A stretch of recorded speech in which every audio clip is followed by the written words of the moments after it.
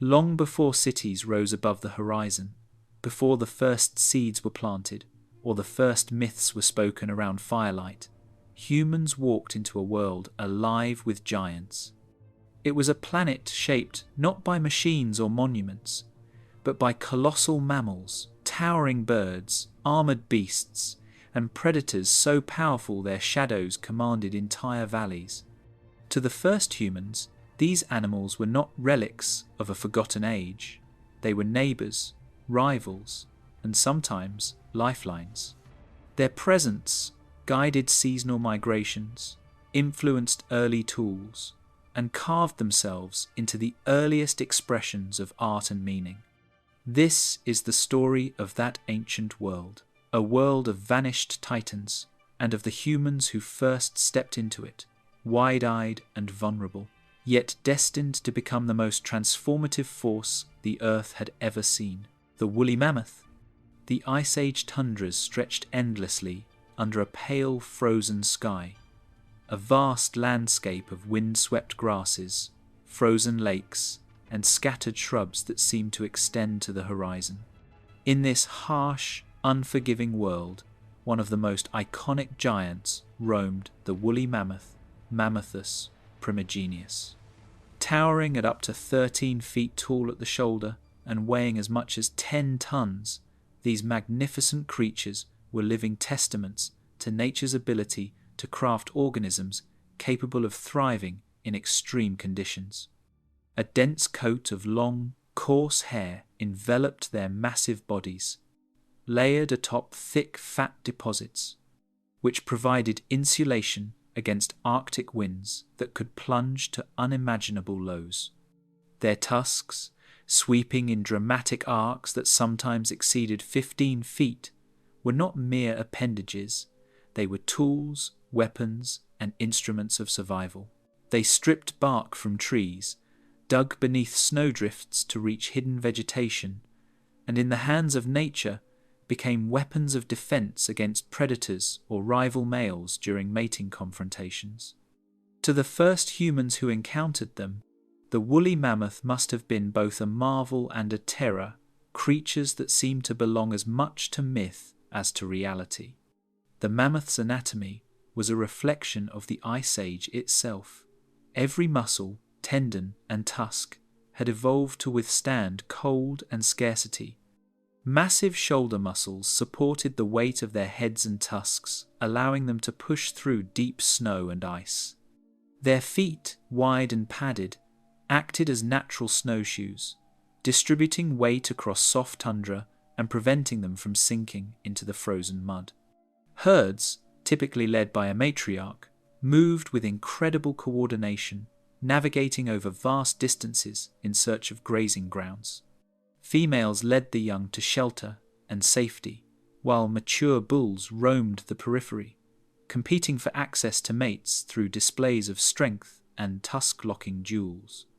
Early humans, observing these behaviors, would have quickly learned to recognize not only the danger, but also the social structure of the herds, knowledge that would be essential for survival and hunting strategies. Human interactions with woolly mammoths were complex and multifaceted. While these animals were enormous and potentially lethal, they were also critical resources for survival in the frigid north. Fossil evidence and archaeological sites show that humans hunted mammoths for meat, fat, and hides. Strategic hunting required ingenuity. Humans would drive animals into natural traps, such as frozen rivers, cliffs, or bogs, or use fire and coordinated attacks to separate individuals from herds. A successful hunt could provide sustenance for an entire village for weeks, as well as materials for clothing, shelter, and tools. The tusks and bones were repurposed for tools, art, and even structural supports in dwellings. Cave paintings found across Europe depict mammoths in careful detail, indicating that humans were not merely hunters, but also acute observers of these giants, fascinated by their majesty, behavior, and symbolic presence. In these artistic renderings, Mammoths are often shown in motion, charging, feeding, or interacting with other species, suggesting that early humans recognized their role in the broader ecosystem. The woolly mammoth's existence was closely tied to the Pleistocene environment, a world that supported a variety of megafauna. They coexisted with giant ground sloths, saber-tooth cats, bison, and prehistoric horses, forming a dynamic and interdependent ecosystem. Mammoths shaped the landscape as much as they were shaped by it. Their grazing influenced plant growth, their movement created pathways across the tundra, and their dung fertilized the soil, sustaining plant and insect life. Early humans, attuned to these patterns, could track the herds, anticipate migration routes, and plan settlements nearby. The mammoth was not only a resource, but also a teacher, its behavior providing lessons in the rhythms of life, survival, and adaptation to extreme climates. Yet even creatures of such magnitude and resilience were not immune to change. As the Ice Age drew to a close, rising temperatures transformed the mammoth steppe into forested regions and wetlands less suitable for these enormous grazers. Human hunting pressure, though relatively limited in number, exerted a disproportionate impact due to the mammoth's slow reproductive rate. Fossil records reveal that small populations persisted on isolated Arctic islands, such as Wrangel Island, until roughly 4,000 years ago, coexisting briefly with humans in a world that had already been dramatically altered by warming climates and human activity. These last survivors were living relics of a bygone era, a final testament to an animal that had once dominated the northern continents for millennia. To the first humans encountering them, the woolly mammoth was a creature of immense practical value and profound psychological significance. Its presence influenced where humans camped, how they hunted, and even how they told stories. Tales of mammoth strength, cunning, or sheer size may have been shared around fires, inspiring awe, caution, and respect.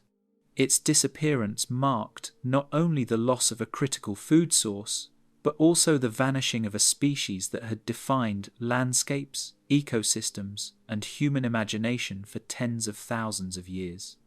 Today, the frozen carcasses, preserved tusks, and fossilized remains provide scientists with unparalleled insight into the Ice Age world, a world where the first humans walked side by side with giants, learning lessons in survival, adaptation, and reverence for the raw power of nature. The saber-toothed cat. In the shadowy forests, open plains, and river valleys of the Ice Age Americas, a predator stalked the twilight, a creature so perfectly honed for killing that it dominated the imagination of humans who first glimpsed it. The saber-toothed cat, Smilodon fatalis, though smaller in stature than modern lions or tigers, carried a pair of elongated upper canine teeth, curved and razor-sharp, measuring up to 7 inches long, that were deadly tools for precision attacks. Unlike the massive teeth of later predators, designed merely to puncture, the saber teeth of Smilodon were specialized weapons, evolved to deliver swift, lethal slashes to the soft throat and belly of megafaunal prey. Muscular forelimbs, broad shoulders, and retractable claws allowed this feline to grapple and subdue animals far larger than itself.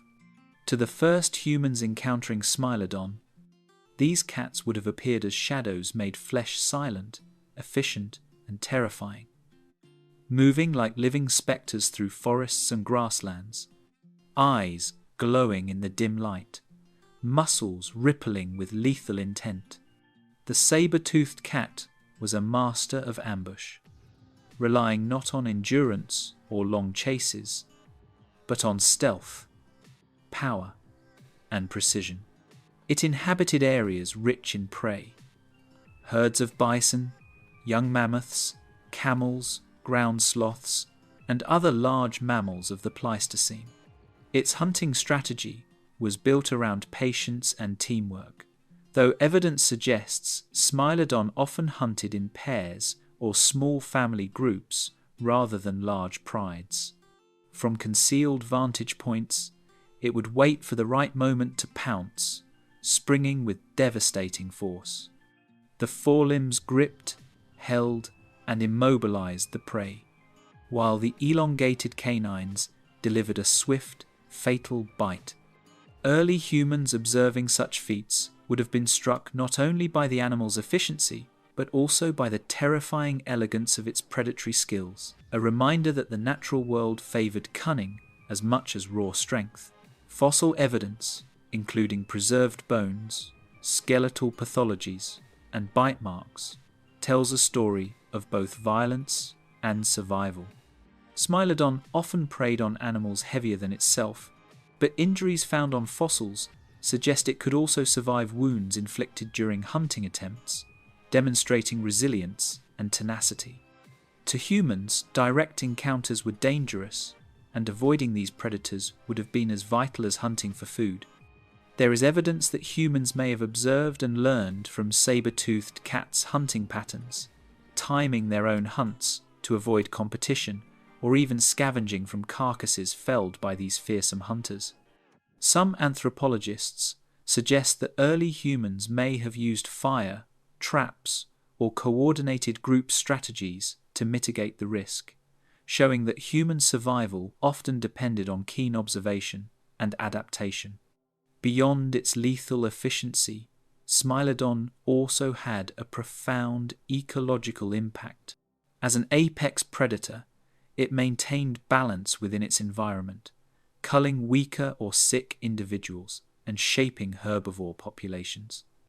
Its presence influenced the behavior and distribution of prey species, which in turn affected vegetation, soil composition, and even the migration of other animals.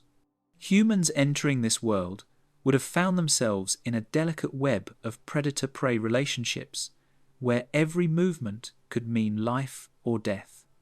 Learning to navigate this web, understanding the habits of Smilodon and its competitors like dire wolves and short-faced bears would have been essential for survival. Stories passed down through generations may have immortalized encounters with saber-toothed cats, shaping early human myths of death, courage, and cunning. The physical appearance of Smilodon was both formidable and fascinating. Unlike modern big cats built for speed, it was heavily muscled, with a barrel-shaped chest and short, sturdy limbs designed for power rather than sprinting. Its elongated upper canines, though deadly, were surprisingly fragile and required careful use to avoid breakage. This specialization reflects an evolutionary trade-off. Smilodon was not designed to chase down prey over long distances, but to strike decisively once in range. Its powerful jaws and neck muscles compensated for its relatively small bite width, allowing it to clamp and hold large prey with precision.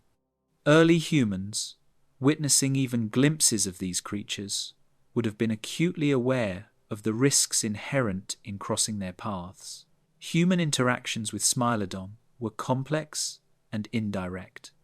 Archaeological sites rarely show evidence of direct hunting, as engaging a full-grown saber-toothed cat would have been suicidal, but humans likely scavenged from their kills.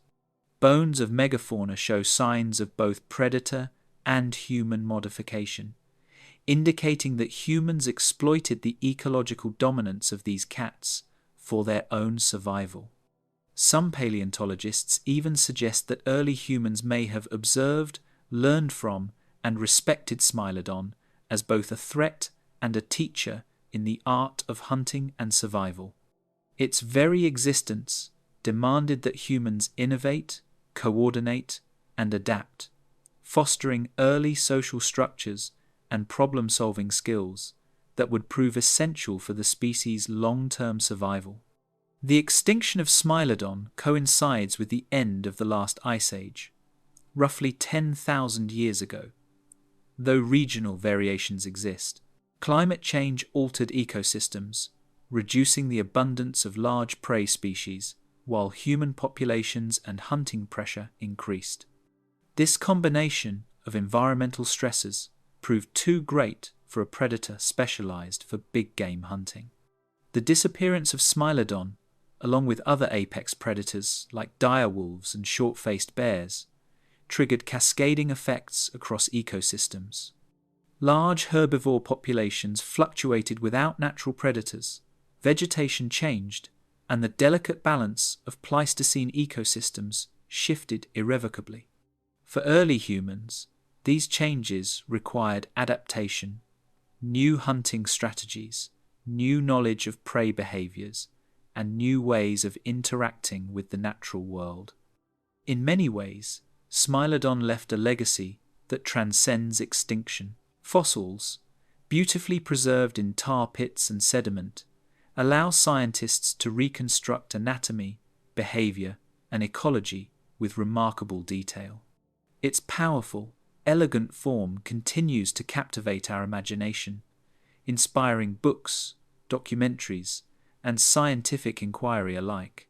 For the first humans who glimpsed this predator in dim forests or along riverbanks, it was not merely an animal, but a symbol of raw power, lethal precision, and the eternal struggle for survival in a world dominated by giants. Its image remains etched in the collective memory of humanity, a cautionary tale, a marvel of evolution, and a reminder that the world humans entered was one of awe-inspiring danger and relentless beauty. The mastodon. Long before modern humans roamed North America, the dense forests and wetlands were home to a towering prehistoric cousin of the elephant, the mastodon, Mammut americanum. Often confused with its more famous relative, the woolly mammoth, the mastodon had a distinctly different body plan, diet, and ecological role, making it a unique presence in the Pleistocene landscape. Standing up to 10 feet at the shoulder and weighing nearly 6 tons, mastodons were massive yet deceptively agile, moving through the forest undergrowth with surprising stealth for their size.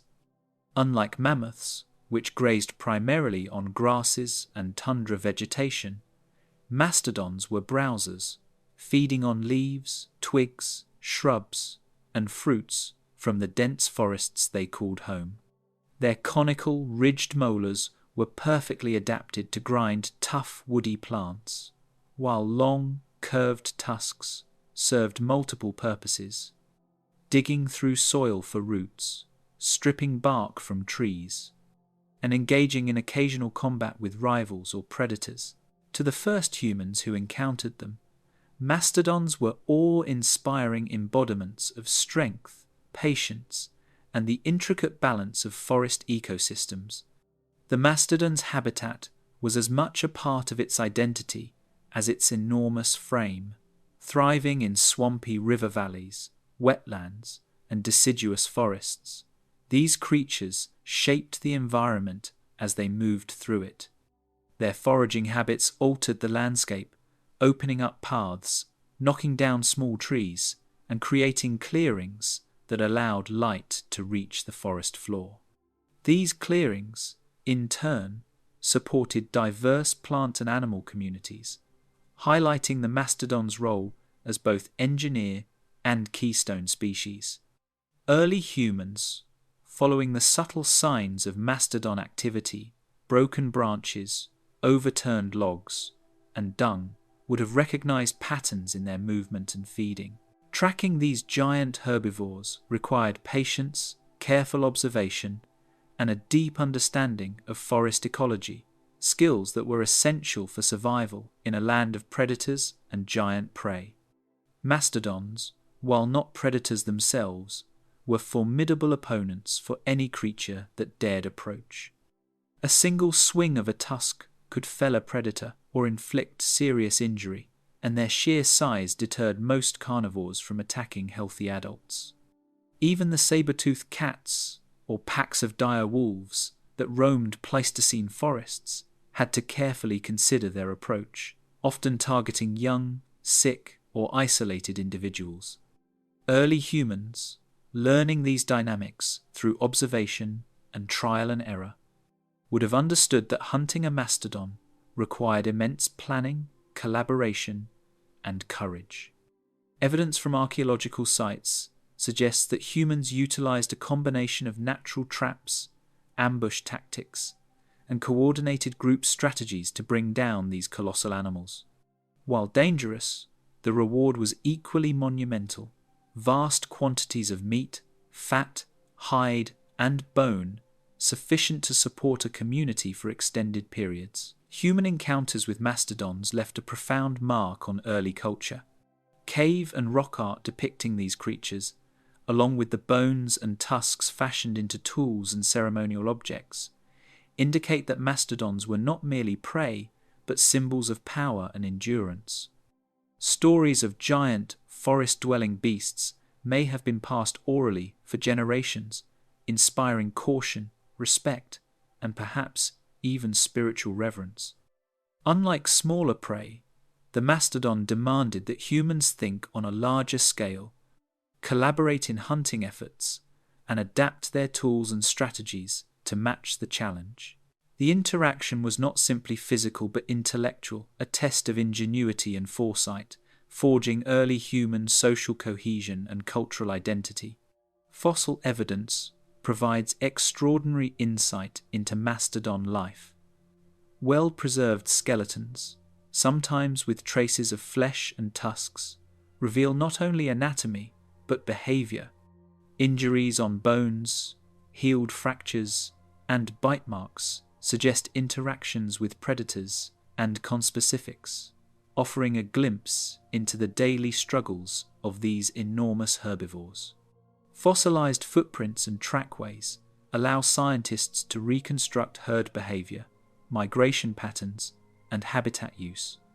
Mastodons were likely social creatures, traveling in small family groups, with adult males roaming independently or in bachelor groups.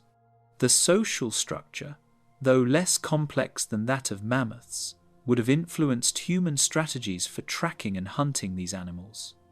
Understanding these behaviors gave early humans a survival advantage, demonstrating the deep connection between human cognition and the ecosystems they navigated. The extinction of the mastodon around 10,000 years ago illustrates the vulnerability of specialized megafauna. As the Ice Age ended, forests changed, wetlands receded, and the ecosystems mastodons relied upon were altered dramatically. Human hunting, though relatively sparse, had a disproportionate effect on populations that reproduced slowly and relied on specific habitats. Climate change, coupled with habitat loss and human pressure, created a perfect storm for extinction. Fossil records show that the last populations persisted in refugia, isolated forests or wetlands, before disappearing entirely. The loss of mastodons reshaped forest dynamics, with cascading effects on vegetation, other herbivores, and even soil composition. Where mastodons had once travelled, cleared paths, and nutrient-rich dung-nourished plant life, influencing ecosystems for thousands of years, a legacy that vanished with their extinction. To the first humans encountering mastodons, these giants were living lessons in patience, power, and ecological balance. Their slow, deliberate movements through the forest, combined with the immense force of their tusks and sheer size, demanded respect.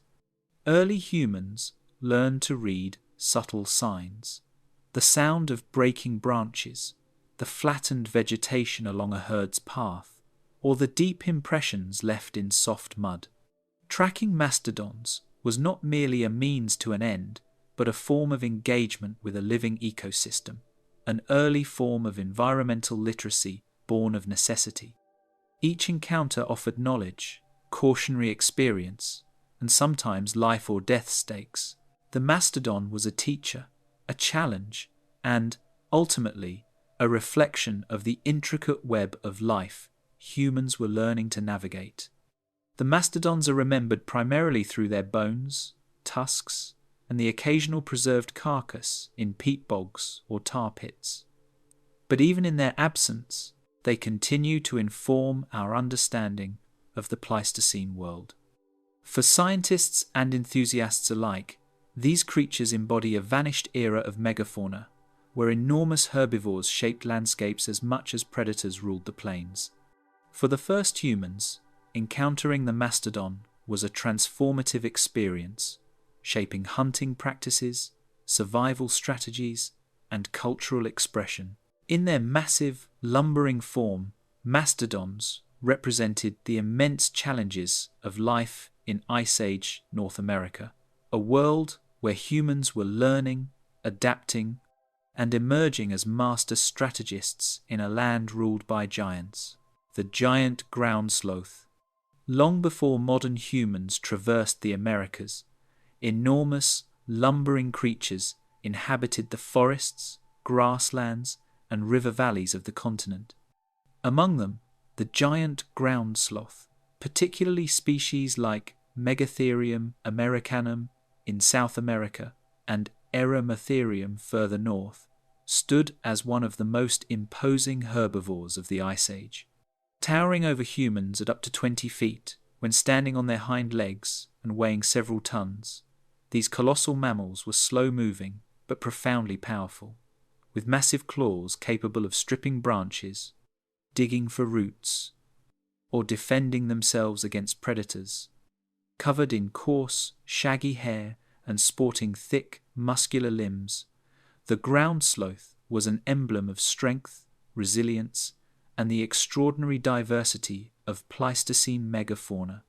For the first humans who encountered them, these creatures must have been simultaneously fascinating and terrifying giants, whose presence shaped the forests they inhabited and challenged early humans' understanding of scale, survival, and the limits of life on Earth.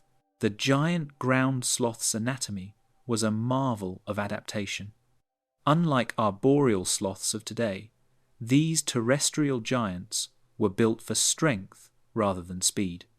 Their hind limbs were robust, capable of supporting their enormous bulk as they reared up to reach high branches, while their forelimbs ended in long, curved claws perfectly designed for pulling down vegetation.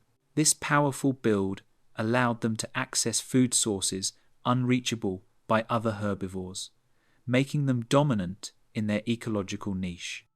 Their slow, deliberate movements meant they relied on size and strength rather than agility to deter predators. Though young or sick individuals were more vulnerable to attacks by saber-toothed cats, dire wolves, or packs of humans. Observing a herd of giant ground sloths moving through the forest, early humans would have been struck by their immense scale, the rhythmic sway of their massive bodies, and the quiet but unmistakable force they exerted on the environment around them. The ecological role of the giant ground sloth extended far beyond mere presence. These herbivores were ecosystem engineers, shaping plant communities and forest structure through their feeding habits. By stripping leaves, knocking down branches, and uprooting small trees, they created clearings that allowed sunlight to reach the forest floor, enabling the growth of grasses and shrubs that supported countless smaller animals. Their dung fertilized the soil, distributing seeds and nutrients that sustained the next generation of plants. Early humans tracking these signs could read the subtle imprints of sloth activity, flattened foliage, cleared paths, and traces of dung to locate not only the animals themselves, but also areas of ecological abundance. In this way, humans and ground sloths were intertwined, not as predators and prey alone, but as co-inhabitants of a dynamic, ever-changing landscape. Human interactions with giant ground sloths were likely cautious and opportunistic. Unlike mammoths or mastodons, which could be driven into traps or ambushed in herds, Sloths required a different approach.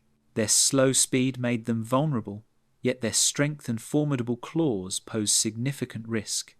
Evidence from archaeological sites suggests that humans may have hunted sloths primarily by targeting young, injured, or isolated individuals, or by using coordinated strategies to avoid direct confrontation with adults. Spears, fire, and ambush techniques were likely employed, demonstrating early humans' ingenuity and adaptability in exploiting the environment's resources. The successful hunt of a giant ground sloth provided immense rewards: meat to sustain communities, hides for clothing and shelter, and bones for tools or ceremonial objects. Beyond survival, these encounters likely inspired storytelling, reverence, and cautionary myths passed down across generations, embedding the sloth in human culture as both a challenge and a marvel. Fossil records of giant ground sloths provide extraordinary insight into their biology and behavior. Well-preserved skeletons reveal evidence of injuries healed over time, suggesting that individuals could survive wounds inflicted by predators or territorial disputes. Their massive claws and teeth indicate specialized feeding habits, emphasizing their role as selective browsers. Trace fossils, including footprints and fossilized dung, offer a glimpse into movement patterns, habitat use, and social behavior. While primarily solitary or traveling in loose groups, sloths occasionally congregated in areas of abundant food, a behavior that humans could exploit for tracking and hunting. These fossils also reveal the deep evolutionary history of the species, tracing lineages across millions of years and highlighting their adaptation to a variety of climates, from tropical forests to more temperate woodlands. The extinction of giant ground sloths, occurring roughly 10,000 years ago, mirrors the fate of many Pleistocene megafauna. Climate change altered habitats, reducing the availability of the forests and woodlands that sustained them, while human hunting further pressured populations. The combination of ecological disruption and anthropogenic impact led to the disappearance of these remarkable animals, leaving a lasting void in the ecosystems they had helped structure. Where ground sloths had once cleared vegetation, dispersed seeds, and maintained forest diversity, ecological shifts followed, altering the landscape and creating cascading effects that reverberated across plant and animal communities. Their loss marked the end of an era where enormous herbivores shaped the land as much as predators ruled it, and it highlighted the fragile balance between environment, species, and survival. For the first humans who shared the forests with giant ground sloths, these creatures represented a world on a grand scale, an environment where strength, adaptation, and strategy determined life and death.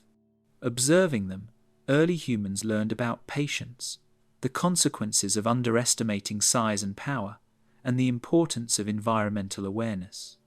The presence of sloths influenced hunting practices, foraging strategies, and settlement patterns, shaping the evolution of human social organization and ingenuity. In their lumbering movements, massive claws, and quiet dominion over the forests, the ground sloths embodied the raw and majestic forces of nature, leaving an indelible mark on the minds of those early humans who witnessed them. The giant ground sloth survives only in fossilized form, a reminder of a time when the Americas were dominated by enormous herbivores that challenged and inspired humans alike. Studying their bones, tracks, and dung allows scientists to reconstruct Pleistocene ecosystems, shedding light on the interactions between predators, herbivores, and humans. For us, as for the first humans, the giant ground sloth stands as a symbol of an extraordinary epoch, a time when survival required ingenuity, courage, and an intimate understanding of a world ruled by giants. In this slow-moving, lumbering giant, we glimpse both the majesty and fragility of life on Earth, a lesson echoing across millennia. The dire wolf. The vast landscapes of Ice Age North and South America were dominated not only by enormous herbivores but also by predators that could challenge even the largest of prey.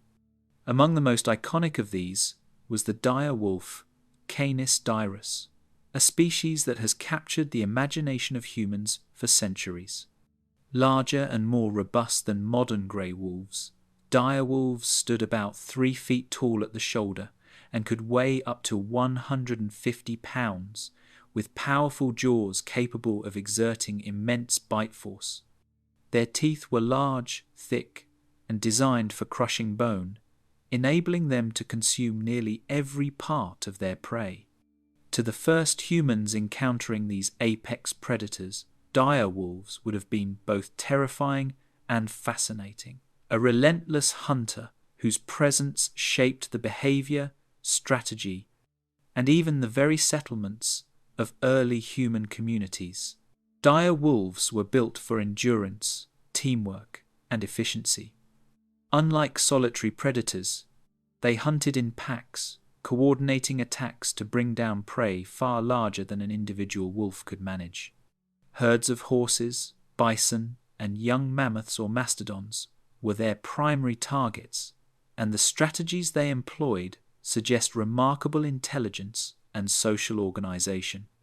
Observing a pack in action, early humans would have been struck by the precision of their movements. One wolf might distract or isolate an animal, while others flanked from behind, circling and cutting off escape routes. Unlike the stealthy ambush of a saber-toothed cat, dire wolves relied on endurance, cooperation, and raw power to wear down their prey. In a world where every hunt was a matter of survival, these predators were formidable competitors for humans attempting to harvest the same animals. The ecology of the dire wolf was closely intertwined with the megafauna of the Ice Age. As apex predators, they played a crucial role in regulating herbivore populations, culling the weak, sick, and old. This, in turn, affected vegetation patterns, soil quality, and the overall health of ecosystems. Their influence extended beyond prey populations. By creating carcasses, they provided scavenging opportunities for other species, from birds to smaller mammals, establishing a chain of survival that rippled through the environment. For humans observing this dynamic, understanding the habits of dire wolves was critical. They had to learn where and when packs hunted, how to avoid confrontations, and when it might be safe to scavenge from the leftovers of a kill. Every encounter demanded careful observation and strategic thinking. Physical adaptations made dire wolves uniquely suited to their predatory role. Their powerful jaws and robust teeth allowed them to crush bones that modern wolves could not, accessing marrow and other nutrients crucial for survival in lean winters. Their limbs were long and muscular, built for sustained running over varied terrain, from the open plains of North America to the dense forests of South America.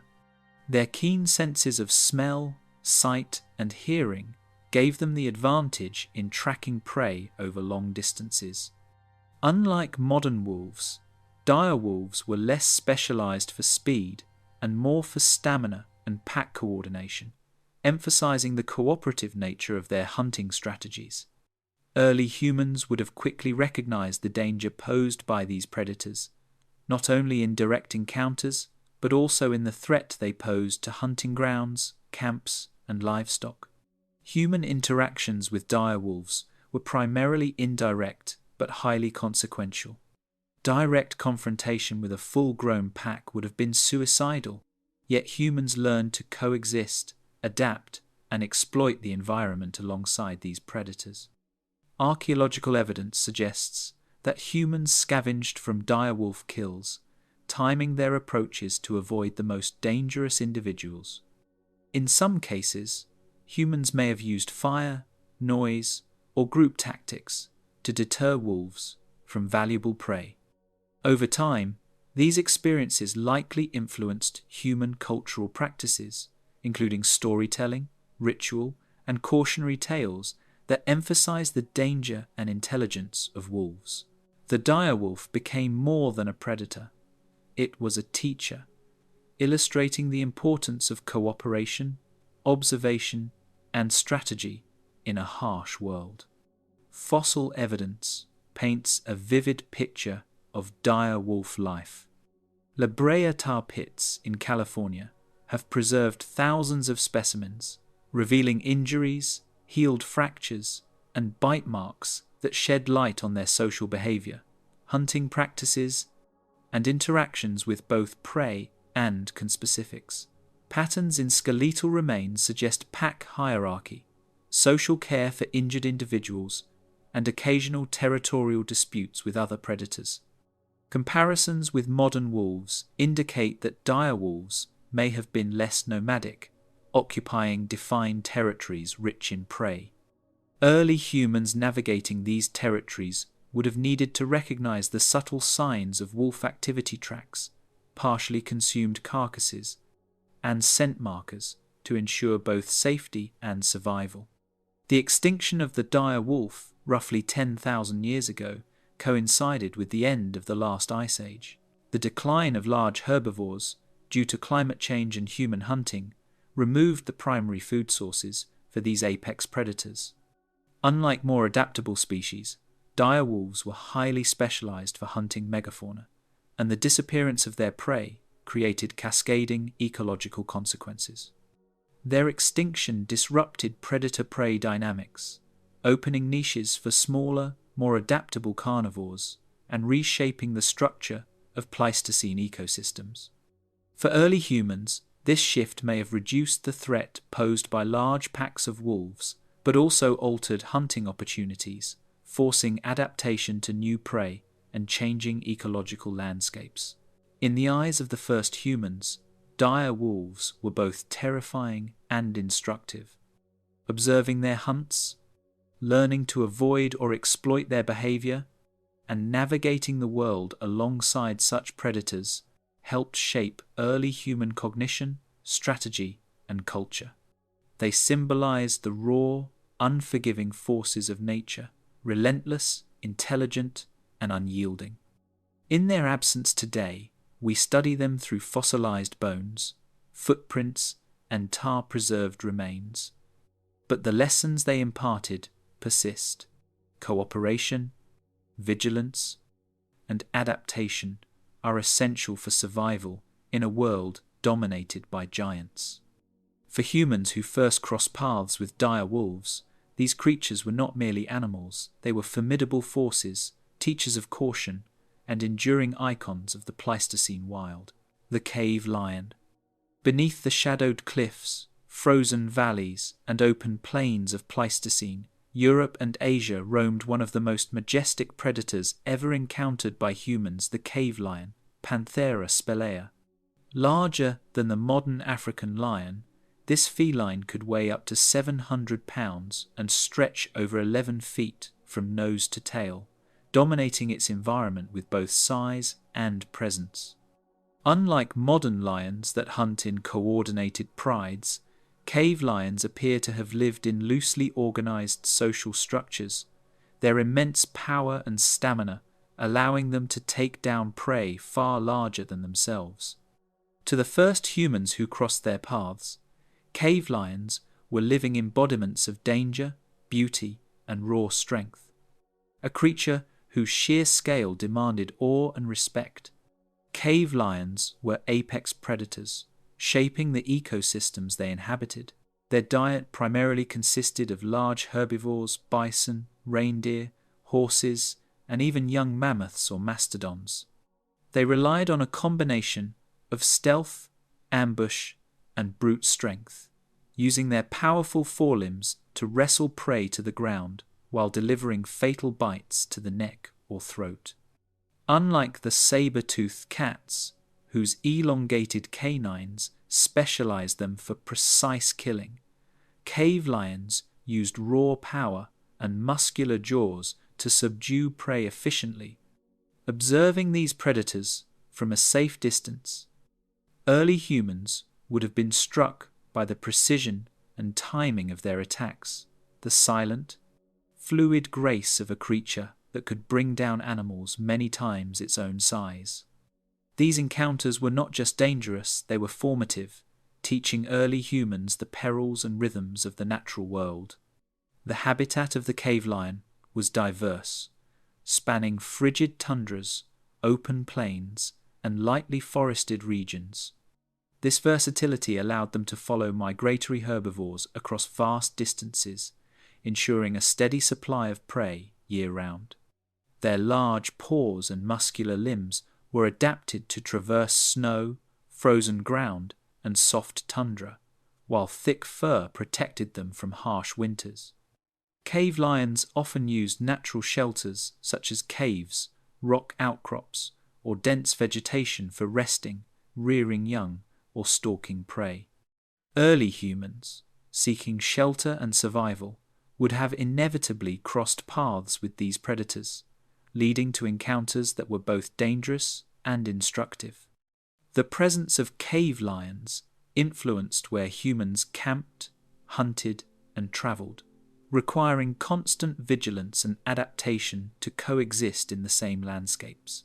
Physical adaptations made cave lions extraordinary hunters. Their strong jaws, sharp teeth, and retractable claws were optimized for grappling and tearing flesh.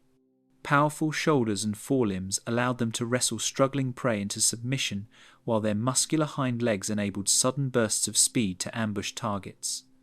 Unlike modern lions, cave lions had no pronounced mane, suggesting adaptations for cold climates, while their coloration likely provided camouflage against snowy or grassy environments.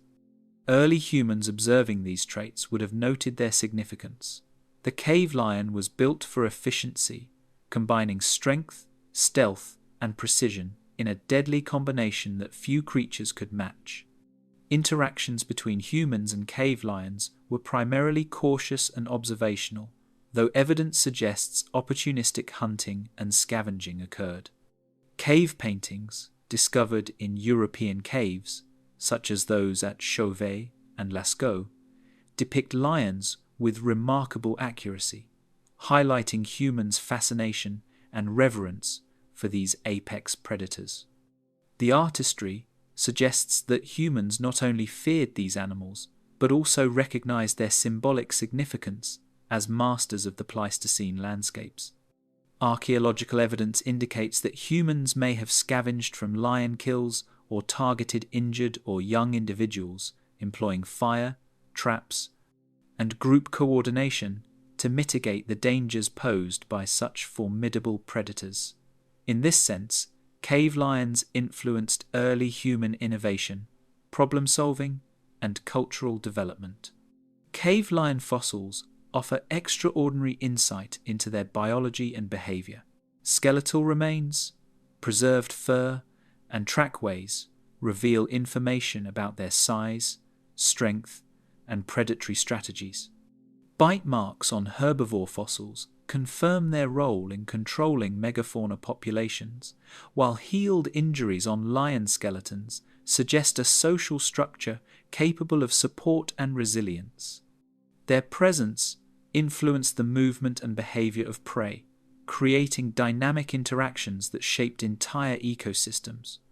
Humans observing these interactions learned to interpret patterns, track animals, and predict predator behavior skills that were vital for survival and hunting success. In many ways, the cave lion was both a competitor and a teacher, its dominance shaping human understanding of the natural world. The extinction of the cave lion around 14,000 years ago coincided with dramatic climatic changes and the disappearance of many large herbivores. As ice sheets receded and forests and tundras transformed, prey became scarce, creating immense challenges for apex predators. Human expansion and hunting may have also contributed, either directly through competition for food or indirectly by altering habitats. The disappearance of cave lions marked a significant shift in Pleistocene ecosystems, removing a top predator that had structured herbivore populations and maintained ecological balance. For humans, this extinction reshaped the predatory landscape, reducing risks but also altering hunting dynamics, forcing adaptation to new opportunities and threats. For the first humans who encountered cave lions, these predators were living symbols of nature's grandeur and danger. Observing their power, agility, and dominance imparted lessons in caution, strategy, and survival. Humans had to respect their territory, learn to read environmental cues, and develop collaborative strategies for hunting and safety. The cave lion's image, immortalized in cave paintings and artifacts, became a testament to the deep connection between humans and the megafauna they shared the world with. These encounters were not merely moments of fear or survival. They were profound interactions that shaped human cognition, culture, and understanding of life in the Ice Age. The cave lions are known only through fossils and preserved remains, yet their legacy endures in scientific study, artistic imagination, and the evolutionary history of big cats.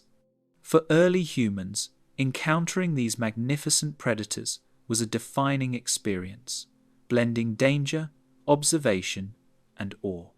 The cave lion stands as a reminder of a time when humans walked alongside extraordinary creatures, learning, adapting, and respecting the raw power of the natural world. In its strength, grace, and silent dominion over the Pleistocene landscapes, the cave lion remains a symbol of life's grandeur and the enduring lessons of coexistence with giants. The short-faced bear.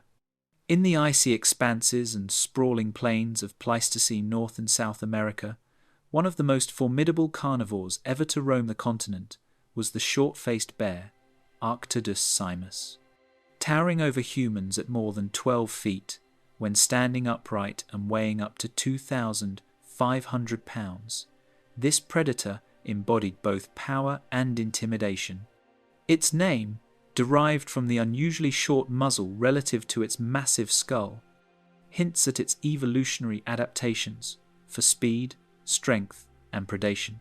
Unlike modern bears that rely on omnivorous diets and occasional hunting, the short-faced bear was primarily a predator of megafauna, capable of running at high speeds to chase down prey across open plains.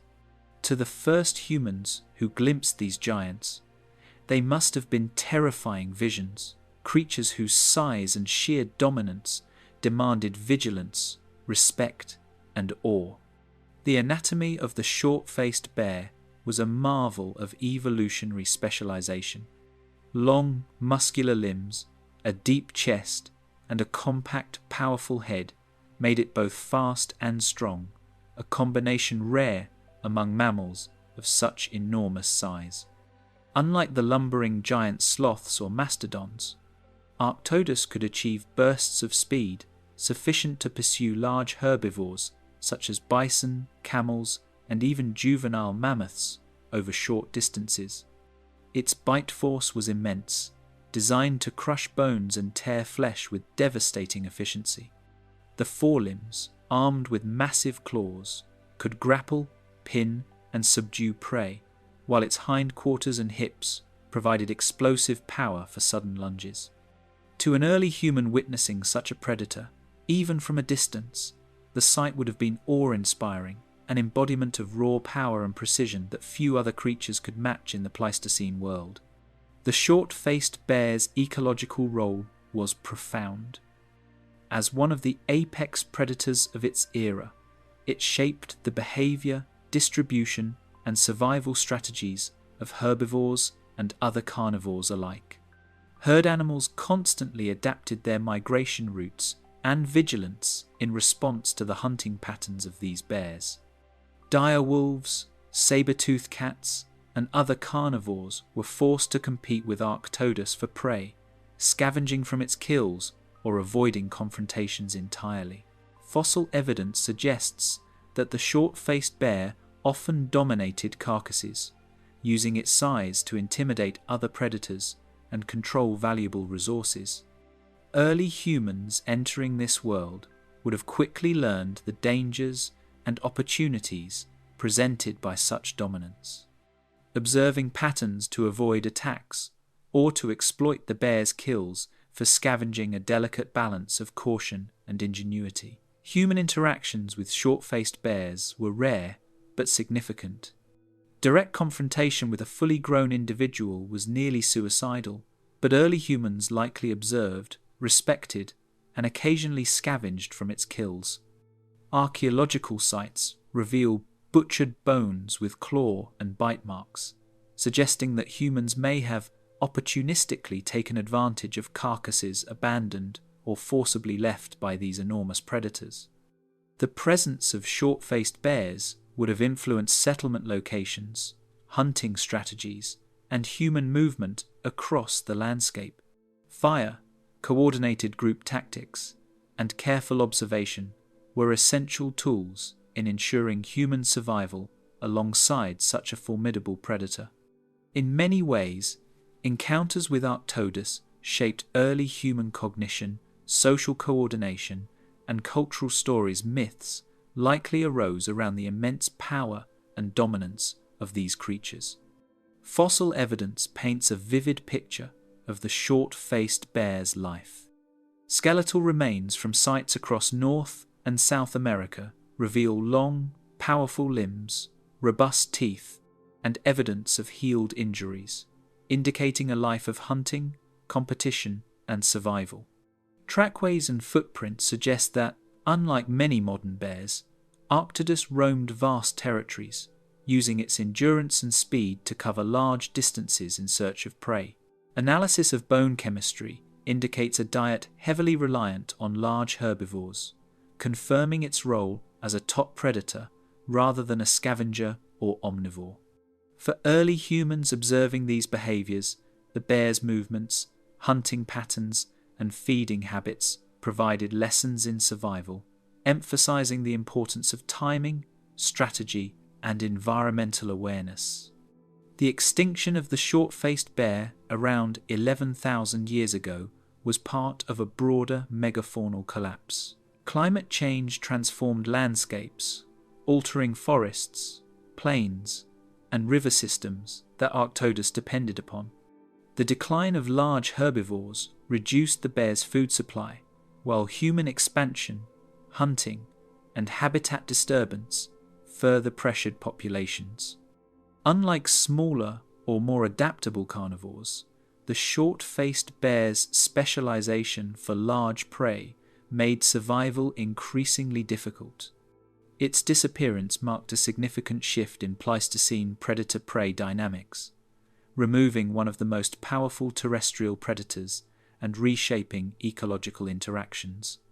For early humans, this extinction reduced the immediate threat of giant carnivores, but also altered hunting opportunities and the balance of ecosystems that had been finely tuned for millennia.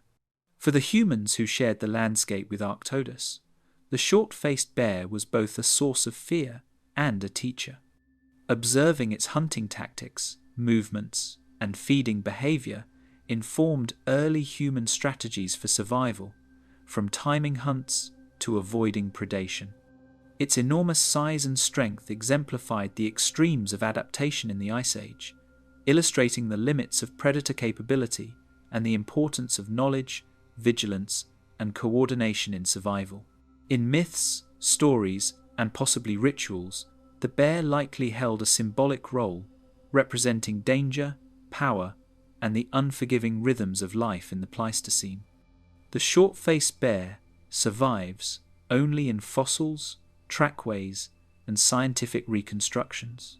Yet its impact on ecosystems and human understanding endures. For scientists, Arctodus provides insight into predator-prey dynamics, evolutionary specialization, and the challenges faced by megafauna at the end of the Ice Age.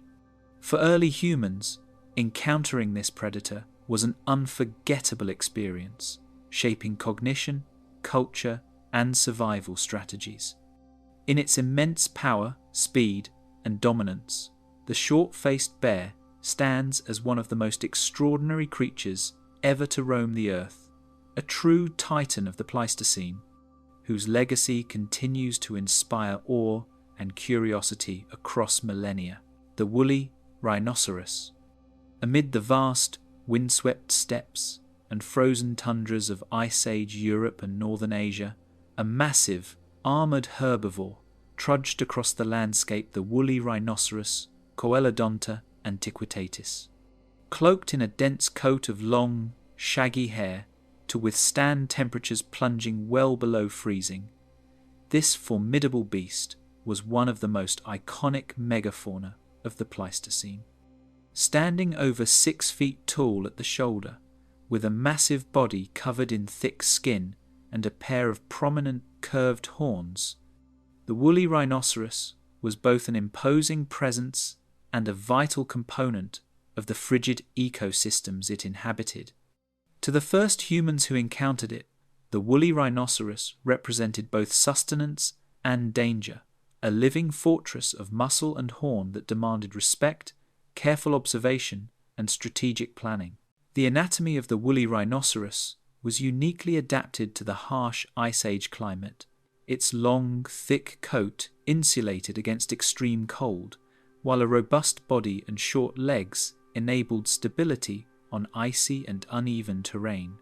The 2 horns, the larger of which could reach up to 5 feet in length, were not only defensive weapons, but also tools for foraging.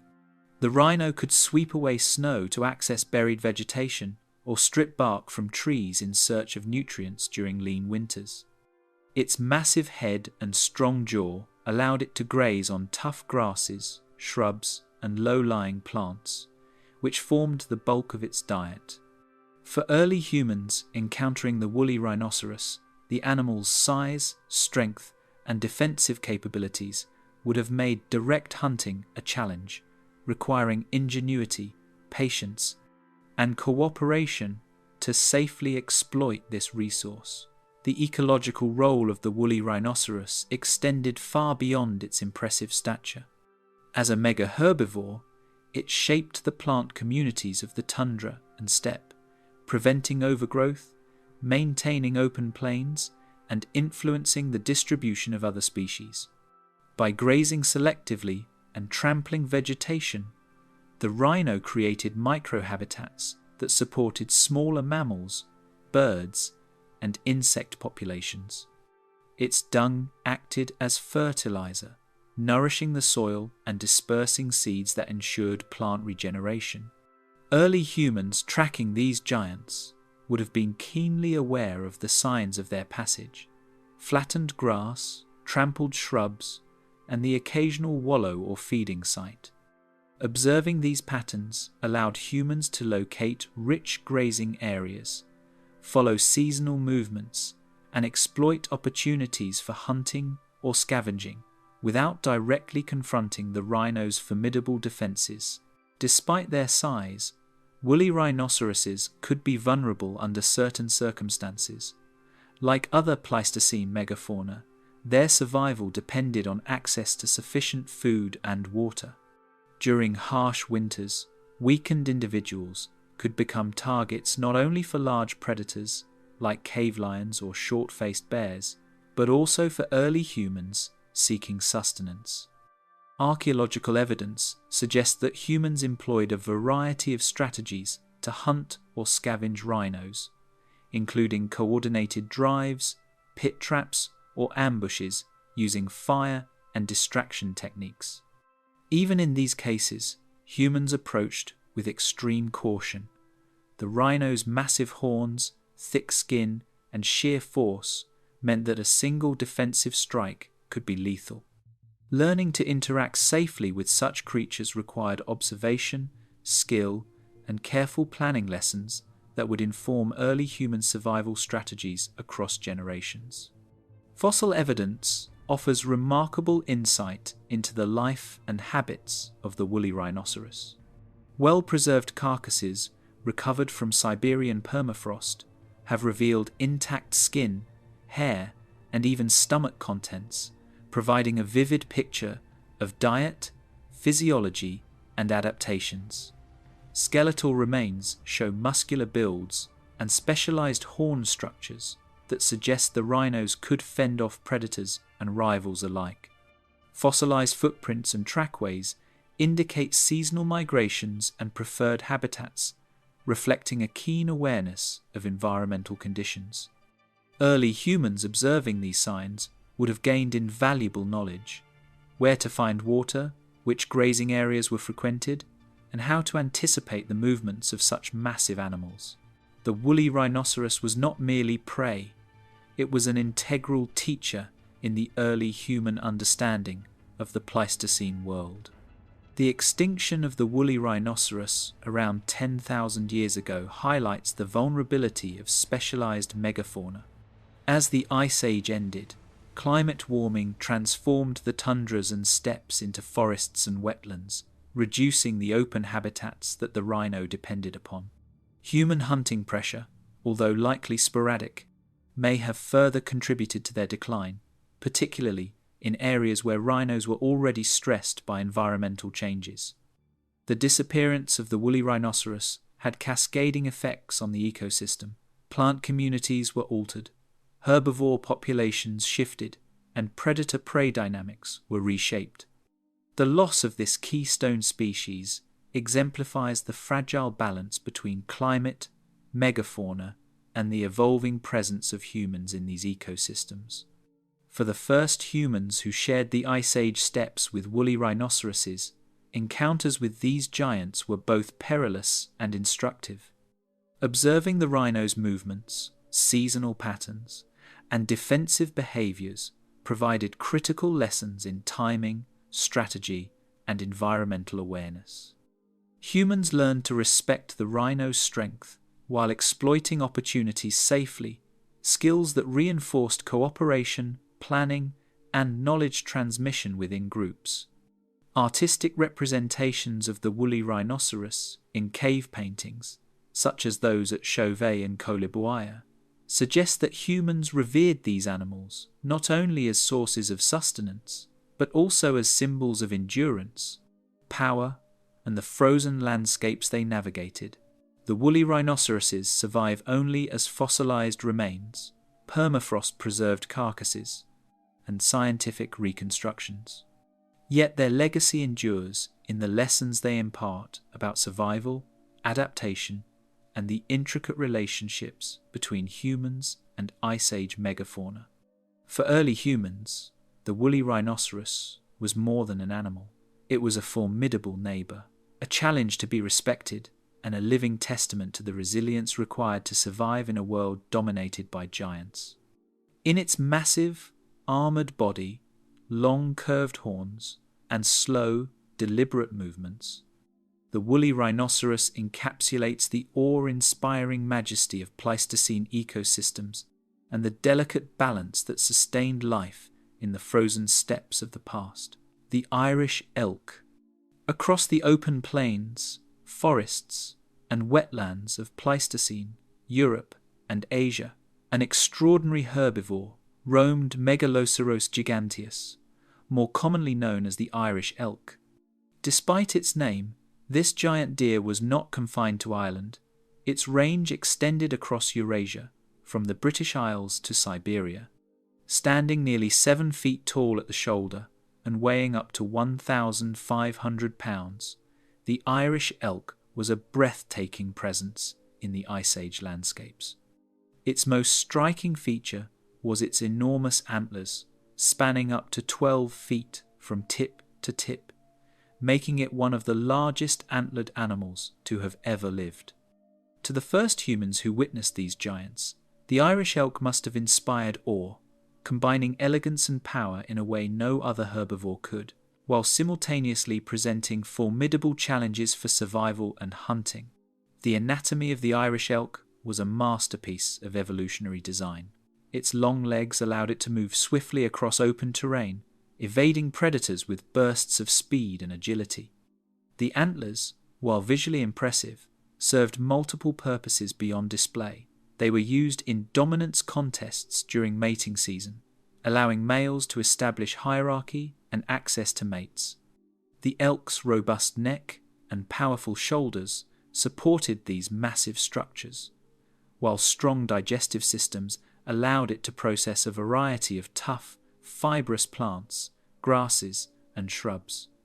Observing these animals in the wild, early humans would have marveled at their size, speed, and grace, while recognizing the practical challenges they posed.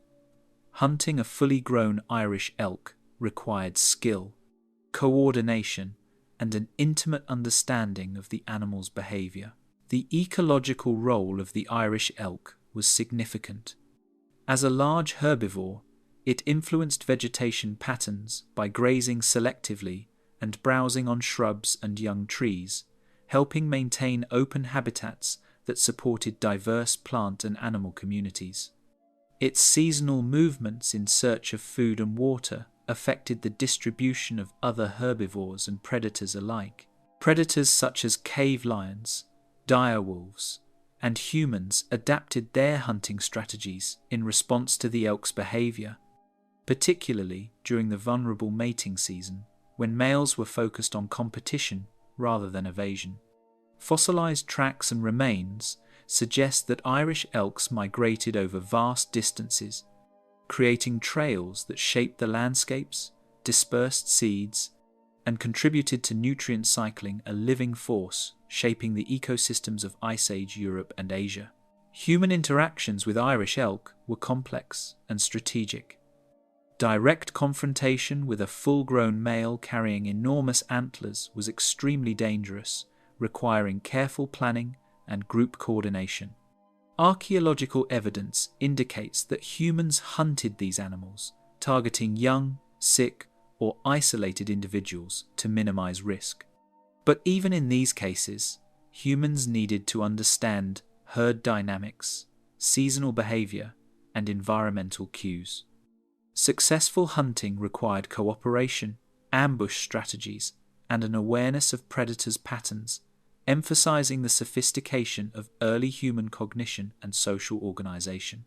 Beyond meat, elk bones, antlers, and hides were invaluable resources, used for tools, shelter, ornaments, and possibly ceremonial purposes, demonstrating the deep integration of these animals into human survival and culture. Fossil evidence of the Irish elk provides insight into its life, growth, and extinction.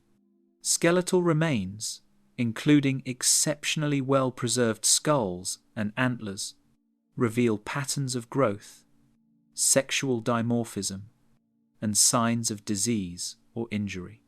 Analysis of isotopic signatures in bones shows dietary preferences and seasonal movements, confirming their role as grazers and occasional browsers. Observing such patterns would have helped early humans anticipate migration routes, locate herds, and plan hunting strategies. Moreover, fossilized antlers found in human contexts suggest symbolic or artistic use, highlighting a cultural dimension beyond mere survival. The elk's presence was not only ecological, but deeply intertwined with human perception, creativity, and strategy in the Pleistocene world. The extinction of the Irish elk, around 7,700 years ago, was the result of multiple factors, primarily climate change and human pressures. As the Ice Age ended, rising temperatures and changing vegetation reduced the open grasslands that these animals depended upon, while forests expanded, fragmenting their habitats. Their massive antlers, while advantageous for mating displays, may have made movement through dense vegetation more difficult, further reducing their adaptability. Hunting by humans likely exacerbated these pressures, particularly in combination with habitat fragmentation. The disappearance of this iconic herbivore transformed ecosystems, removing a keystone species that had helped shape vegetation structure, predator-prey dynamics, and nutrient cycling across vast landscapes. For the first humans who encountered Irish elk, these giants were both formidable and instructive. Observing their behavior, dominance contests, and seasonal migrations provided critical lessons in timing, strategy, and environmental awareness.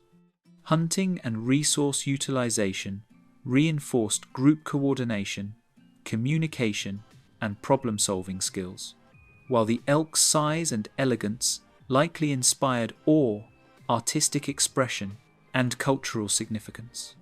Cave paintings, carvings, and symbolic artifacts suggest that humans did not merely survive alongside these animals they observed, learned, and incorporated the elk into their worldview, recognizing it as a force of both natural and cultural importance. The Irish elk survives only in fossils and reconstructions, but its legacy endures. For scientists, it provides insight into Pleistocene ecology, megafaunal adaptations, and the interplay between climate, human activity, and extinction. For early humans, encountering such giants was a defining aspect of life in the Ice Age, teaching lessons in survival, strategy, and reverence for the natural world. In the massive antlers, graceful movements, and seasonal migrations of the Irish elk, we glimpse the majesty of a vanished world, a world where humans coexisted with animals of extraordinary scale, learning from their presence and adapting to the challenges they posed. The Irish elk, in its power, beauty, and ecological influence, stands as a symbol of the grandeur and fragility of life during the last Ice Age. The giant beaver. In the rivers, lakes, and wetlands of Pleistocene North America, an extraordinary rodent shaped its environment like no other, the giant beaver, Castoroides ohioensis. Far exceeding the size of modern beavers, this colossal herbivore could reach lengths of up to 8 feet and weigh over 200 pounds, dwarfing even the largest modern relatives. With massive incisors and a powerful tail, the giant beaver was a master engineer of its aquatic domain, capable of manipulating trees, digging canals, and constructing dams that transformed entire waterways. For the first humans who observed these creatures, the giant beaver represented both a marvel of natural engineering and a vital resource, embodying the interdependence of life and environment during the Pleistocene. The anatomy of the giant beaver was a combination of strength, precision, and adaptation to aquatic life.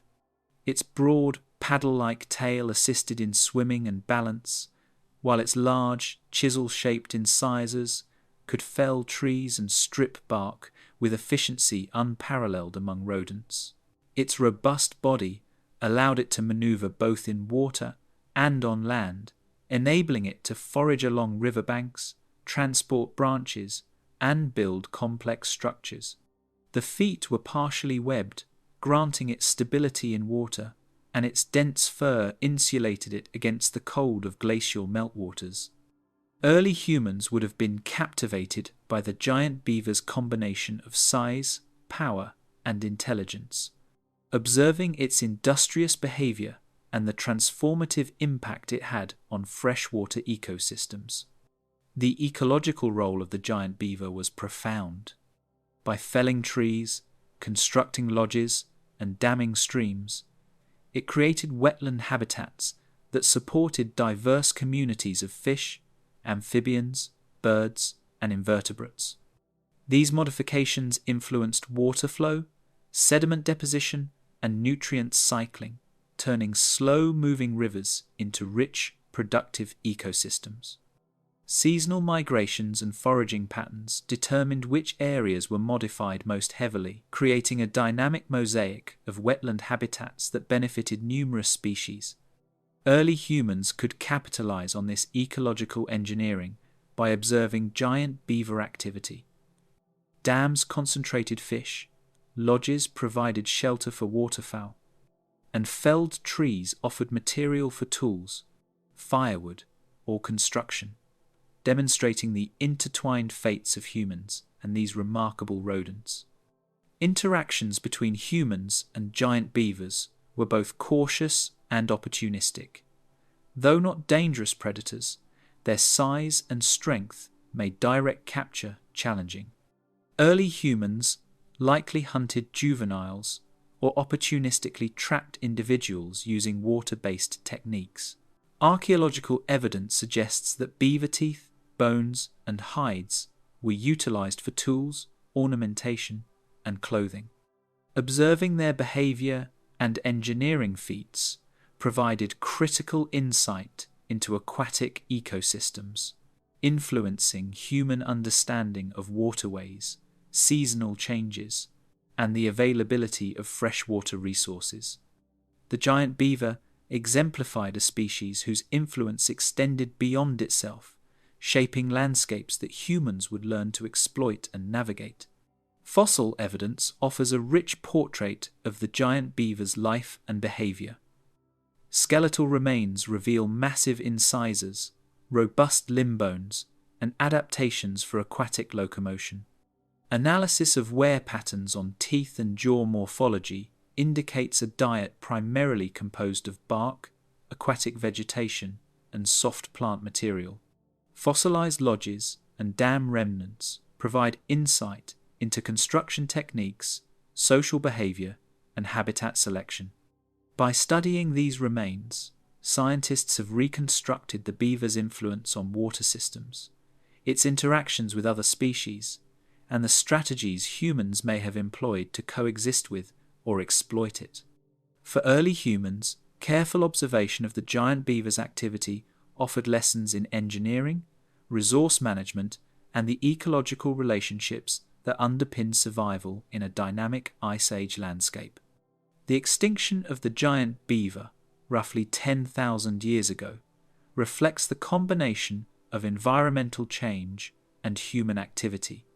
As the Pleistocene ended, warming climates, rising water temperatures, and changing vegetation altered wetland ecosystems, reducing the availability of suitable habitat for these large rodents.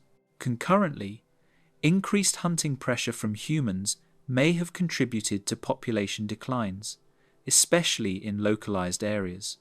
The disappearance of the giant beaver had significant ecological consequences. Wetlands became less structured, fish populations shifted, and the intricate networks of rivers and ponds that supported numerous species were altered. Its extinction underscores how even non-predatory megafauna, through their environmental influence, were deeply intertwined with both ecological and human systems. Observing and interacting with giant beavers provided lessons in ingenuity, adaptability, and ecological awareness. These rodents demonstrated the transformative power of individual species on landscapes, showing humans the potential of engineering and resource manipulation in survival. Their lodges and dams became microhabitats for other creatures, illustrating the ripple effects of ecological behavior that humans could exploit for sustenance, shelter, and planning. The giant beaver, in its industriousness, size, and environmental impact, symbolized the intricate connections between species and the habitats they shape, a lesson early humans could apply in navigating the challenges of Pleistocene life. The giant beaver survives only as fossilized remains, preserved teeth, and reconstructed lodges, yet its legacy continues. For scientists, it provides insights into the engineering capabilities of large rodents, Pleistocene wetland ecology, and the interactions between humans and ecosystem-modifying species. For early humans, it was a source of food, materials, observation, and inspiration, a reminder that survival depended not only on direct interaction with predators or prey, but also on understanding and exploiting the broader ecological processes that shaped the landscape. In its massive incisors, aquatic agility, and environmental influence, the giant beaver stands as a testament to the ingenuity of nature, leaving behind a lasting mark on Ice Age rivers and wetlands that echoes through time. The giant tortoise. In the sun-drenched plains, lush forests, and volcanic islands of the Pleistocene, a living tank of unparalleled endurance and longevity roamed the giant tortoise. These prehistoric reptiles, including species like Cylindraspis in the Indian Ocean and Chelonoidis relatives in the Americas, were among the slowest yet most imposing herbivores of their time. Some individuals reached shell lengths of over 6 feet and weights exceeding 800 pounds, moving with deliberate determination across landscapes. For the first humans who encountered them, giant tortoises were both a source of fascination and a practical resource, embodying the persistence of nature and the often overlooked power of size and resilience in the animal kingdom. The anatomy of the giant tortoise reflects its slow but steady mastery of the land. Enclosed within a domed, armoured shell, it carried its defence on its back, impervious to the bite of most predators. Its strong, stumpy legs supported immense weight while allowing for surprisingly efficient locomotion over uneven terrain.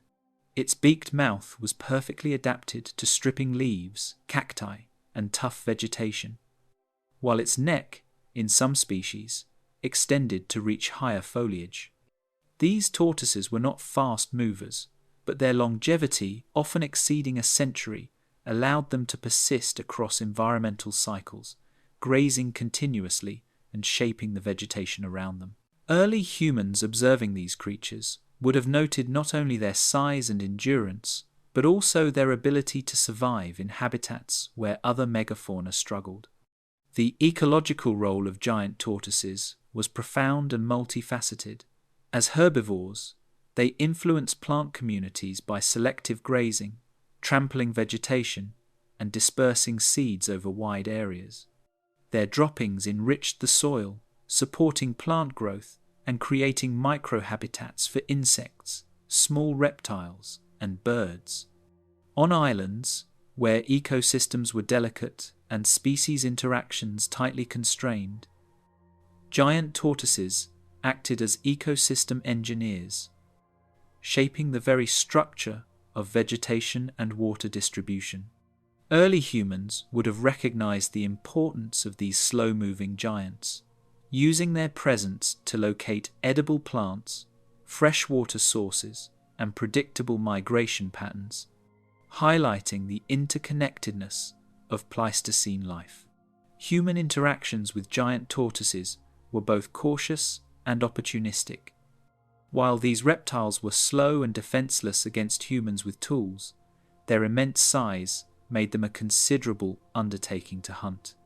Early humans exploited them for meat, fat, and even their hard shells, which could be repurposed as storage containers, shelters, or simple tools. Fossil evidence and archaeological sites indicate that humans in the Caribbean and Indian Ocean islands selectively harvested tortoises, sometimes driving them into enclosures or traps. Observing their behavior, including grazing areas and nesting sites, humans could plan sustainable interactions that balanced risk, effort, and reward. Unlike predators such as lions or bears, the tortoise's lethargy allowed humans to approach with careful strategy, making them both a reliable resource and a subject of early ecological understanding. Fossil evidence provides a vivid window into the life of giant tortoises. Skeletal remains reveal thick, domed shells and robust limb bones, while isotopic analysis of preserved bones informs scientists about diets, seasonal movements, and habitat preferences. Fossilized trackways demonstrate migratory paths, nesting behavior, and interactions with other species, providing clues about ecosystem dynamics and the tortoise's role in shaping landscapes. Evidence of human exploitation, such as cut marks and butchery sites, reflects the careful observation and planning required to utilize these animals safely. For early humans, The tortoise was a model of slow, persistent influence on its environment, a reminder that size, longevity, and steady adaptation can rival speed or ferocity in ecological significance. The extinction of giant tortoises in many regions, including the Caribbean and Madagascar, reflects the vulnerability of island and isolated populations to human activity. Overhunting for meat, fat, and shells decimated populations, while habitat modification and introduced species further stressed their survival. Unlike continental megafauna, island tortoises had evolved without significant predators, leaving them ill-equipped to cope with the sudden arrival of humans. Their disappearance reshaped island ecosystems, leading to altered vegetation patterns, reduced seed dispersal, and cascading effects on birds, reptiles, and insects that had relied on tortoise-modified habitats. The extinction of these giants underscores the delicate balance between slow-moving species and rapid ecological disruption, highlighting the impact of humans even on seemingly resilient animals. For early humans who shared their environments with giant tortoises, these reptiles were more than a food source. They were teachers of patience, observation, and ecosystem awareness. Studying their grazing patterns, seasonal movements, and nesting behavior offered insights into the rhythms of local habitats, guiding human subsistence strategies, settlement patterns, and resource management. Their remarkable longevity also provided a living connection to generational knowledge, as tortoises could outlive humans, symbolizing continuity and resilience. In observing and interacting with these slow giants, humans learned to respect persistence, balance, and ecological interconnectedness in ways that were crucial for survival in diverse Pleistocene landscapes. Giant tortoises survive only in select regions, such as the Galapagos and Aldabra, but many Pleistocene species have vanished. Fossils, shells, and reconstructed habitats preserve their legacy, providing insight into ancient island and continental ecosystems, megafaunal adaptations, and human impact. For early humans, these reptiles were more than food. They were living monuments of endurance, strength, and ecological influence. In their immense size, slow deliberation, and environmental engineering, giant tortoises stand as enduring symbols of Pleistocene biodiversity, reminding us that survival and influence are not always measured by speed or predation, but by persistence, resilience, and the subtle shaping of the world around them. The glyptodon, across the grasslands, savannas, and open woodlands of Pleistocene South America, a living fortress wandered the glyptodon, a massive armoured mammal resembling a prehistoric tank. Belonging to the same family as modern armadillos, glyptodons could grow over 10 feet long and weigh more than 2,000 pounds, their bodies sheathed in thick, bony plates and a heavy, spiked tail that served as both a weapon and a defensive tool. To the first humans who encountered them, glyptodons were both a curiosity and a challenge. Herbivorous giants, capable of withstanding attacks, shaping vegetation, and commanding attention in a world dominated by predators, prey, and other megafauna. Their presence underscored the diversity and complexity of Pleistocene ecosystems in South America. The anatomy of glyptodons reveals adaptations both for defense and foraging. Their massive carapace, composed of fused osteoderms, functioned as impenetrable armor, protecting against attacks from saber-toothed cats, short-faced bears, and even human hunters armed with primitive weapons. The tail, tipped with bone knobs or spikes in some species, could deliver formidable blows to predators or rivals. Despite their heavy armor, glyptodons were primarily herbivorous, feeding on grasses, shrubs, and tough vegetation, with broad, flat teeth adapted for grinding coarse plant matter. Their sturdy legs supported enormous body weight while enabling slow but steady movement across open landscapes. Early humans observing these creatures would have recognized them as both a resource and a formidable obstacle prey that required strategy, patience, and teamwork to exploit. The ecological role of glyptodons was substantial. As megaherbivores, they influenced grassland composition, seed dispersal, and nutrient cycling. Grazing by glyptodons kept grasslands open, preventing overgrowth of shrubs and facilitating habitats for smaller herbivores and predators. Their dung enriched the soil, fostering plant growth and providing resources for insects and microorganisms. Fossilized trackways suggest that glyptodons may have traveled in loose herds, creating trails that influenced the movement patterns of other species. For early humans, these environmental modifications offered both guidance and opportunity. Areas grazed by glyptodons could provide edible plants, while trails and feeding sites allowed hunters to predict movement patterns and plan ambushes. Human interactions with glyptodons were complex and hazardous. Despite their herbivorous nature, their sheer size and armored defenses made hunting a dangerous endeavor. Archaeological evidence, including cut marks on shells and bones, indicates that humans sometimes exploited young, injured, or isolated individuals. Coordinated hunting strategies, involving driving glyptodons into traps or ambushes, would have required significant planning, intelligence, and cooperation.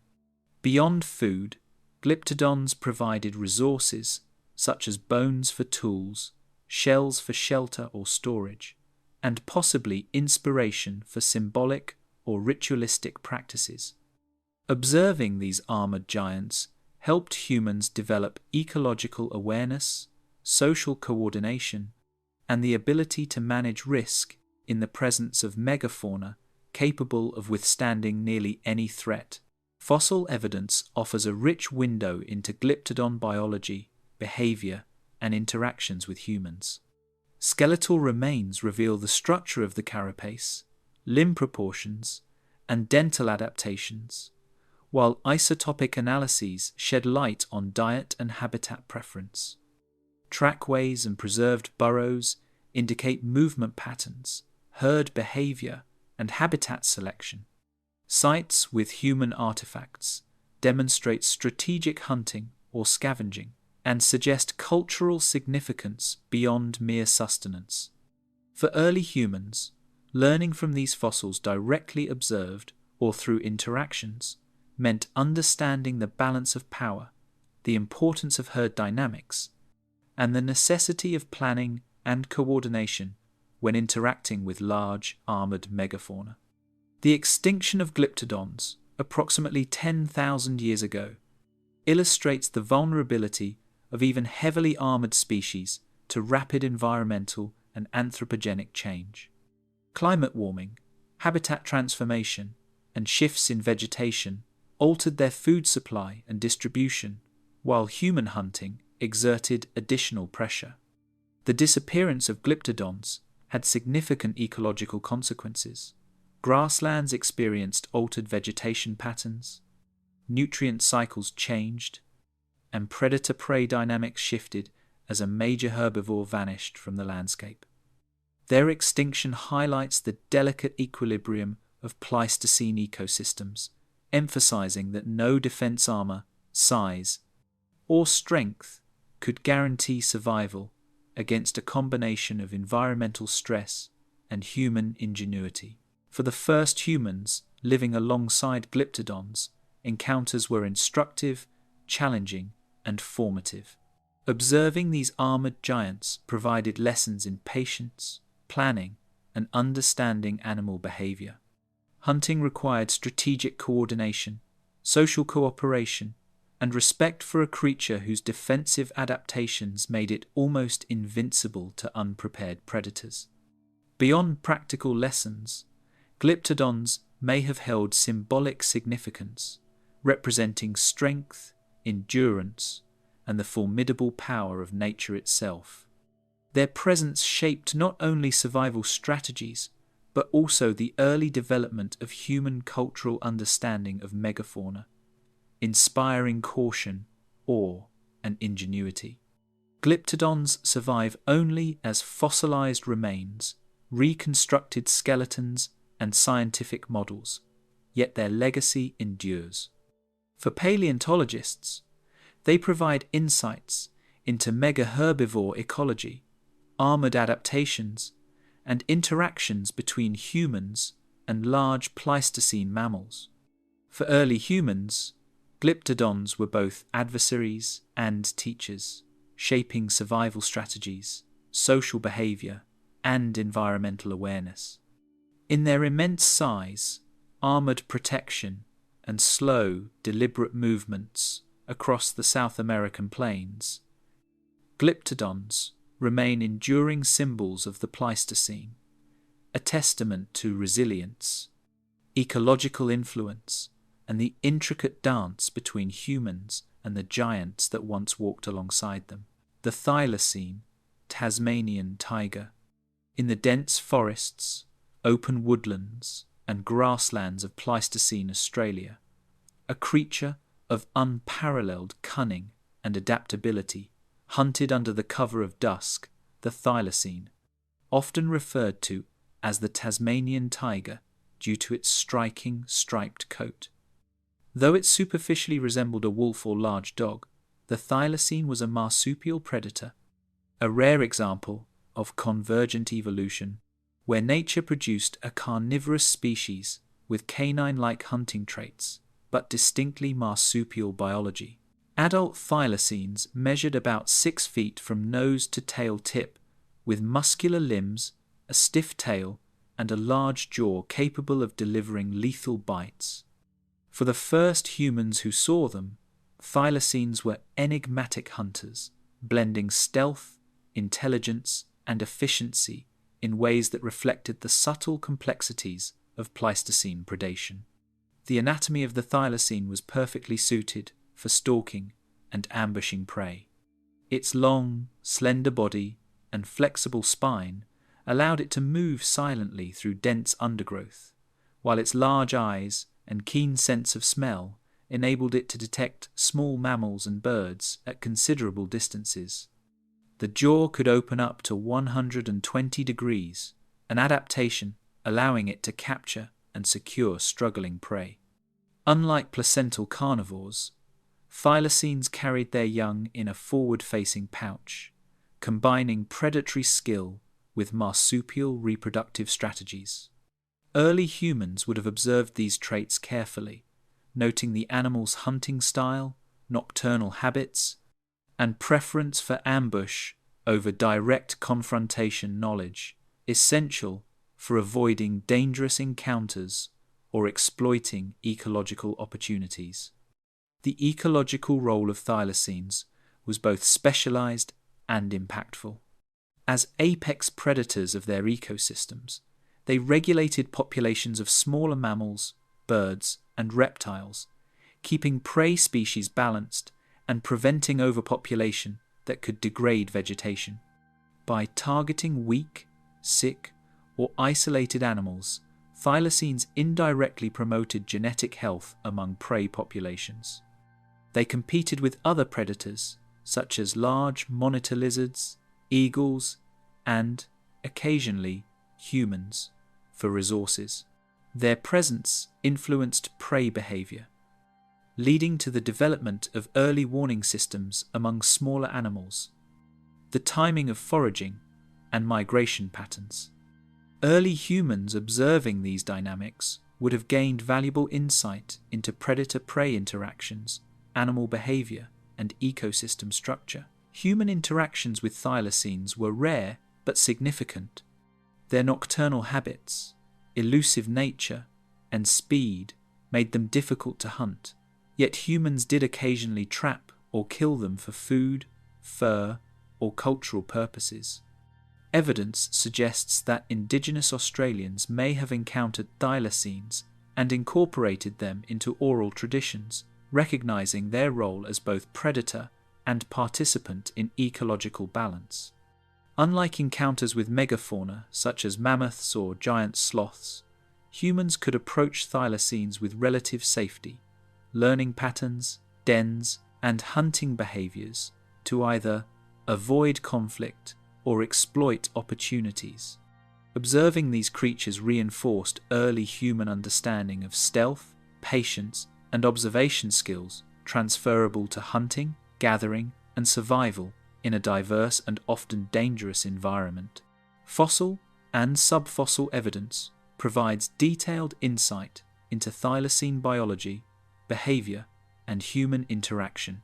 Skeletal remains reveal limb proportions suited for speed and endurance, dental structures adapted for a carnivorous diet, and robust musculature for tackling prey.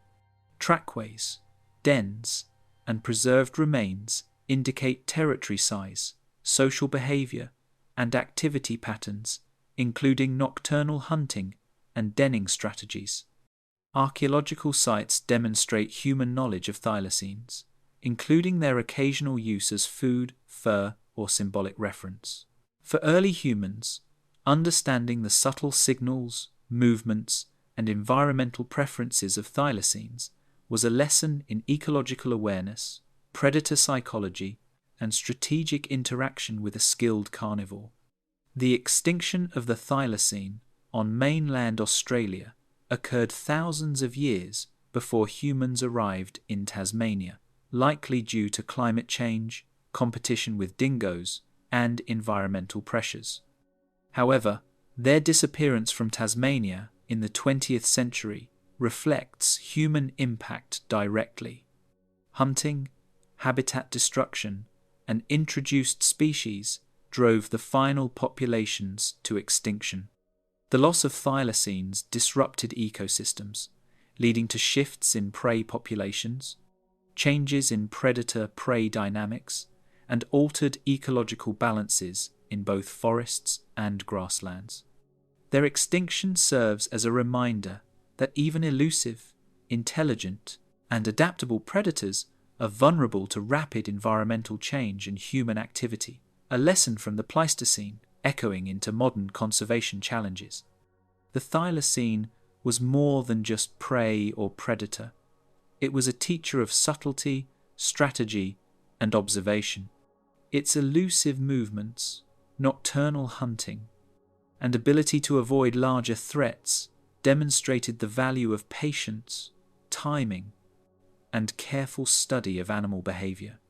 Indigenous knowledge likely incorporated thylacines into cultural narratives, emphasizing respect for predators, awareness of ecological interactions, and recognition of the delicate balance within ecosystems. The lessons offered by observing thylacines extended beyond immediate survival. They provided insight into the rhythms of life, the interplay of predator and prey, and the broader patterns shaping the natural world. The thylacine survives only in photographs, subfossil remains, and scientific study, yet its legacy continues to inspire fascination. For researchers, it illuminates marsupial evolution, predator ecology, and human-wildlife interactions in Pleistocene and Holocene Australia. For early humans, it was a living emblem of stealth, efficiency, and ecological balance, a creature whose presence shaped both practical survival strategies and cultural understanding. In its striped coat, elongated frame, and deliberate hunting techniques, the thylacine exemplifies the nuanced diversity of Pleistocene carnivores, reminding us that even medium-sized predators could exert significant influence on ecosystems and human experience.